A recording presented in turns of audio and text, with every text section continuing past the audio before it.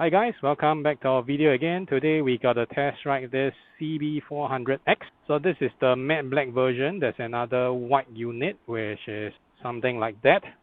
So the black is a bit matte, the white is glossy. So from the look of it, basically it has not much changes between the last generation. I think this is the 4th generation. There's the standard 17-inch, then there's this LED headlight, and then there's a 19-inch front wheel one, and then now is finally inverted fork, and also with twin front disc brake, but it's only 2-port rather than 4-port.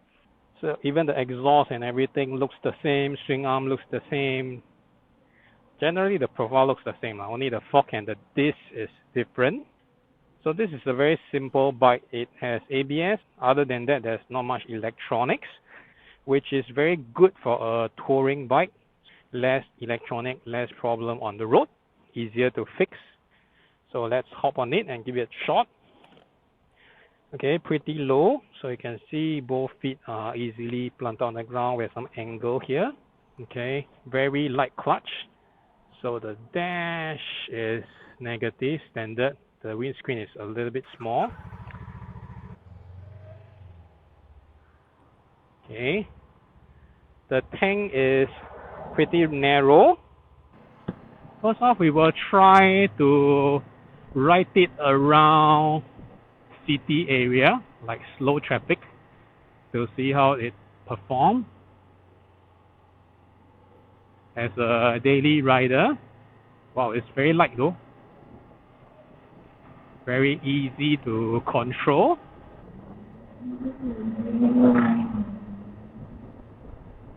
Okay, the riding position is like your standard long distance adventure bike. So basically it's quite relaxing. It doesn't force you to bend forward or whatsoever. Wow, very light. So some things about the control is very standard stuff. So you got your headlight switch, your horn signal, kill switch, hazard light, and then the brake lever is actually adjustable. And then what we want to do here is actually adjust the fuel consumption. So maybe we reset this. Okay, and then we match the average later on. For regular roads, the suspension is quite comfortable. It sort of soaks up the bumps quite well. You still feel it, but it's not hard impact.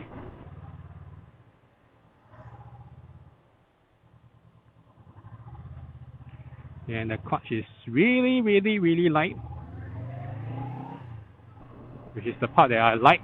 Basically, if you are caught in a jam, you don't feel strain on doing clutch, and it's very nimble to basically flick around.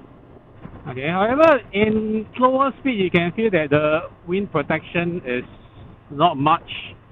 Okay, because the windshield is a little bit small. Okay, the front brake is good, but the rear brake is a little bit lacking. You really need to step on it really hard in order to feel the brake kicks in. However, I think it's definitely sufficient for this bike because ultimately it's still a 400cc. It's not like it has humongous kind of torque. First gear quite punchy.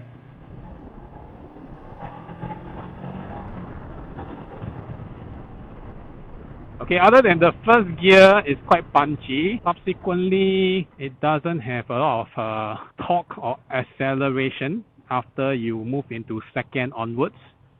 It's a very gradual bike which is easy to control for beginners. I wonder why is there 2 black tapes here. Is it a OEM setup, or is it because it's a demo bike where they clamp something on earlier to prevent it from scratches? Okay, it looks like it's going to rain anytime soon, so let's hope we can complete this before the rain falls. Okay, now let us try to squeeze through the traffic and see how it does.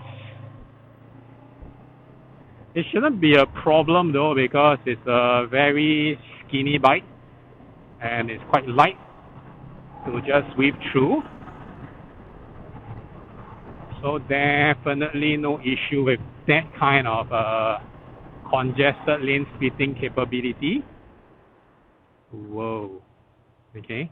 So as we mentioned, the front brake works much better than the rear. Okay. Although we are traveling in slower speed, we can feel that the wind protection for this CB400X is not as great. Of course, this is adjustable to a higher setup. I think it's because it's too small. You can feel anything that is above your neck. So basically, you will still feel the wind. So if you are traveling in a higher speed, definitely that doesn't work out. You need a deflector or some sort. And because it's a twin, you will still feel a little bit of micro vibration on your handlebar. Not anything serious, but definitely not something that will make you discomfort. So even if you are in stationary, you can feel the engine pulsing kind of vibration. Okay, I'm not sure whether you can hear it, the deceleration at this grumpy sound. That sounds pretty good. So once again, lane splitting, no issue. The bike is narrow, slim. Okay, the rear brake is a little bit low to your foot level. So I'm not sure if you are standing up and riding this, whether you can reach the rear brake. Because even sitting, I need to bend my foot quite low in order to reach the rear brake pedal. Okay, it's drizzling. We will need to avoid this rainy patch cloud really quick. Okay, let's see if we can stand up. Oh yeah, if you are standing up, definitely your foot has some difficult time reaching out to the rear brakes.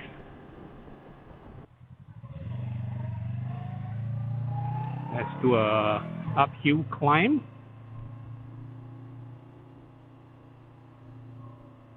Not too bad.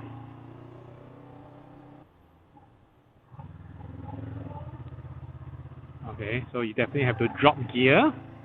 If you're on the wrong gear, it doesn't have enough torque to lug you through when you are doing steep hill climb.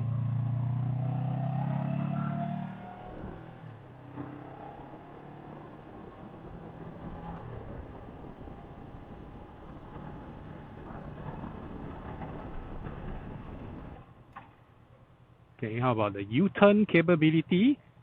So on the spot U-turn, pretty easy.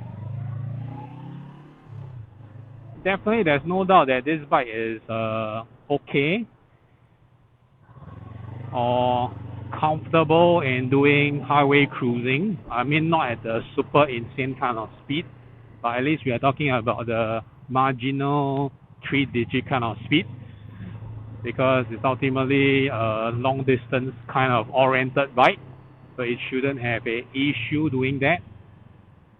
And off-road capability wise, of course, we do not have the opportunity to test it out, but based on what I see here, it should be definitely good enough for trails and light off-road for sure. Not to the extent that you can do enduro kind of stuff, rocky mountains, but of course like a unpaved road, sandy gravel road, no issue. Okay, on a flat, no issue with putting it on higher gear and just luck it through. And the other thing I noticed that is the coolant temperature. It has been like a 3 out of 6 bar constantly. It doesn't move anywhere after the bike is being warmed up, and I don't feel any heat around me as well, which is something that you can ride a whole day without feeling too hot. What's wrong? Let's take the inner. Oh, there's a bus. And you can really cruise at a very low speed easily. because this bike is not shined to be at lower RPM. But the first 3 gear I think is a little bit short, so constantly you need to move them up and down, or the first 2.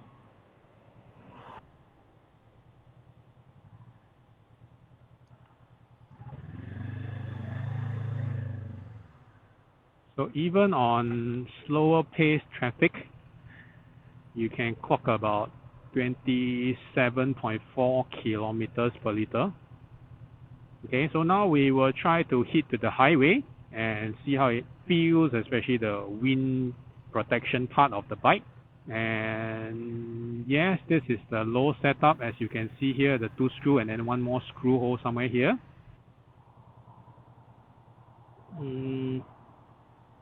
So far, so good. You feel some slight heat over here, but the radiator fan did not turn on. That's the interesting part.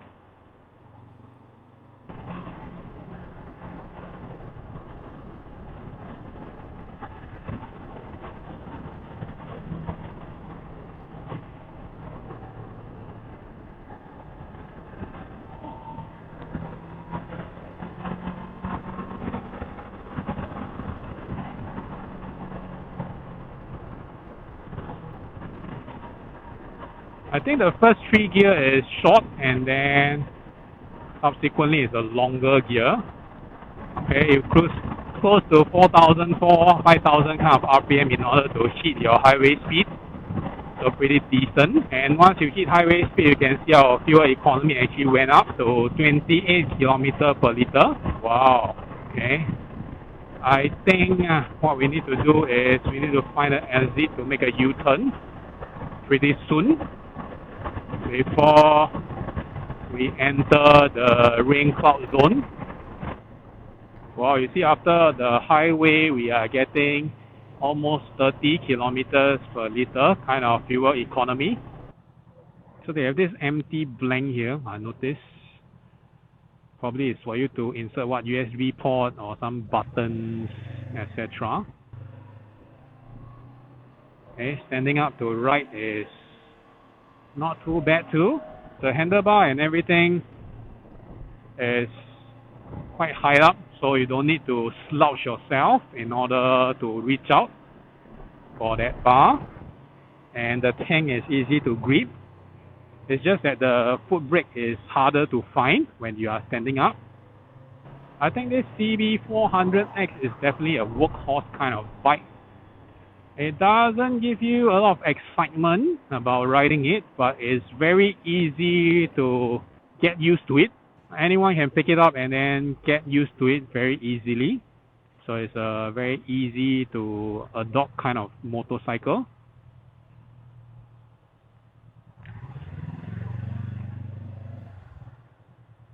And it's also very frugal in terms of fuel economy, in terms of long-term ownership repair, because it doesn't have a lot of electronics. So lesser electronics, lesser potential worries. The seat is actually quite comfortable too. So I think probably around 30 minutes of mindless riding, I don't feel any discomfort on the seat. I mean, it's an entry kind of adventure bike. Of course, the comfort must be there.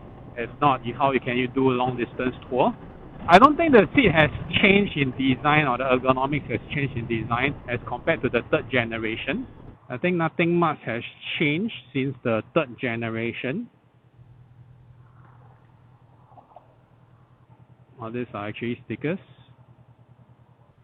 Oh, there's one more additional rubber boot for you to put your USB charger or 12-volt charger, which means this part should be some buttons or maybe your auxiliary light switch, etc.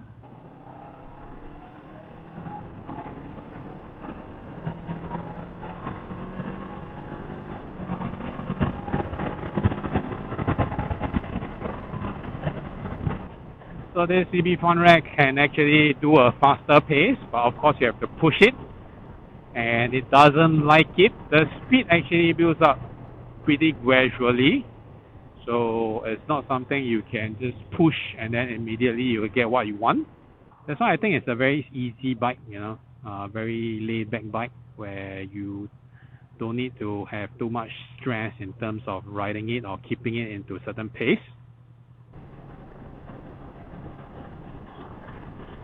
Wow, now I'm getting about 30 kilometers kind of fuel efficiency.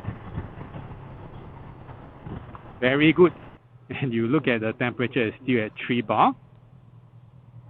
So right now you can feel a little bit of heat here.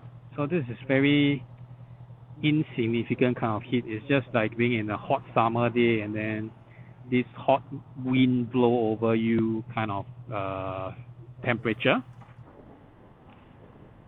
Okay, pretty bad. I think we will just push forward and then detour the other way back because it's raining here, and we can see the end edge of the rain cloud somewhere there. So we will push forward and then before we turn left. Wow, suddenly sounds like some survival skill. Turn left here. So see, we managed to avoid the rain cloud by doing this little detour. Let's try to a hard braking. Okay, the fog dive is not as bad as we thought. Basically, usually adventure bike has softer suspension, so the fog dive is quite severe. But maybe because it's light. So let's see what we can see here. So you have your time. So you have your average speed, time used on the bike. What is this? Live fuel economy, I guess. This is the average. Then how many liter you have used. And then this button you will see what RPM. Yep. And then total, trip A and trip B. It's a pretty basic bike, nothing fancy, not much of a bell and whistle kind of machine. I guess it's just based on practicality and workhorse kind of design concept that this machine has been built upon. Wow. Okay, if you look into here, I just realized that you see a lot of harness being exposed, and then the headlight wire is also being exposed. So not too sure how well it will be in terms of water protection. Okay, shit, the rain has catch up.